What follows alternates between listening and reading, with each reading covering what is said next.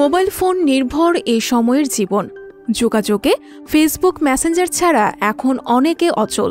Text, ছবি, video পাঠাতে বহু ইউজারের পছন্দ এই অ্যাপটি। তবে খুব শিগগির এই মেসেঞ্জার অ্যাপে কিছু পরিবর্তন আনতে যাচ্ছে ফেসবুক কর্তৃপক্ষ।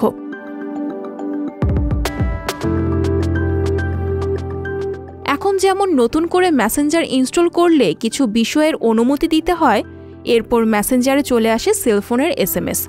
আবার মেসেঞ্জার থেকেও বার্তা পাঠানো যায় সেলফোনে। অনেকের কাছে এই ফিচার ভালো, অনেকে তা পছন্দ করেন, কারো কাছে তা আবার বিরক্তিকর। তবে ফেসবুক সম্প্রতি মেসেঞ্জার অ্যাপের মাধ্যমে SMS পাঠানো ও গ্রহণ করার সুবিধা বন্ধ করতে যাচ্ছে। ফেসবুকের মালিক প্রতিষ্ঠান মেটা এ খবর জানিয়েছে।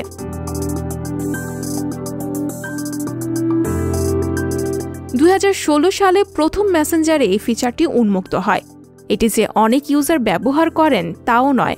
এ কারণে আগামীতে এই ফিচারটি ফেসবুক থেকে সরিয়ে নেওয়ার সিদ্ধান্ত নিয়েছে ফেসবুক। ফেসবুকের হেল্প সেন্টার পেজে এই সিদ্ধান্ত পোস্ট করা হয়েছে।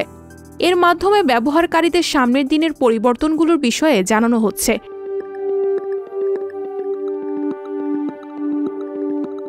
আগামী 28 সেপ্টেম্বর থেকে যে ইউজাররা ডিফল্ট মেসেজিং অ্যাপ হিসেবে মেসেঞ্জার ব্যবহার করবেন তারা আর এই অ্যাপে SMS পাঠাতে বা রিসিভ করতে পারবেন না। এখন অ্যান্ড্রয়েডে মেসেঞ্জার ইউজারদের এই SMS সুবিধা পেতে গুগল মেসেজ সহ বিকল্প প্ল্যাটফর্মে যেতে হবে।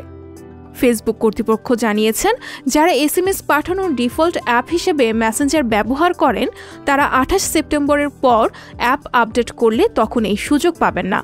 ফলে সেলুলার নেটওয়ার্ক নির্ভর করে যে তথ্য বিনিময় হতো সেটি বন্ধ হয়ে যাবে। এজন্য সেলফোনে বিল্ট ইন মেসেজিং অ্যাপ বা গুগল মেসেজ ব্যবহার করতে হবে।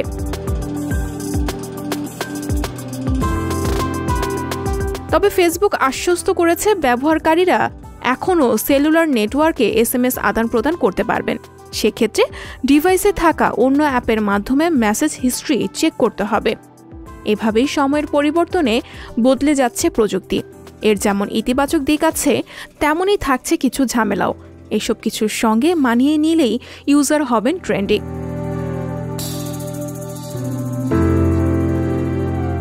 সঞ্জিতা শম্পা, সংবাদ প্রকাশ।